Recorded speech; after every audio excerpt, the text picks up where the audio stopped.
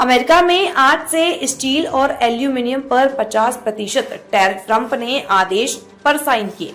भारत के 39,000 करोड़ के निर्यात पर असर। अमेरिका में आज से स्टील और एल्यूमिनियम के आयात पर 50% टैरिफ लागू हो गया है। राष्ट्रपति डोनाल्ड ट्रंप ने इससे जुड़े आदेश पर साइन कर दिए हैं। हालांकि उन्होंने इस टैरिफ से ब्रिटेन को बाहर रखा है। उस पर पहले की तरह 25% टैरिफ ही लागू होगा, क्योंकि अमेरिका और ब्रिटेन के बीच पहले से ट्रेड समझौते पर बातचीत जारी है। ट्रंप ने 30 मई को स्टील और एल्यूमिनियम इम्पोर्ट पर मौजूदा टैरिफ को 25% से बढ़ाकर 50% करने की घोषणा की थी। उन्होंने इसके लिए यूएस ट्रेड एक्सपेंशन एक्ट 1962 की धारा 232 के तहत नेशनल सिक्योरिटी चिंताओं का हवाला दिया था।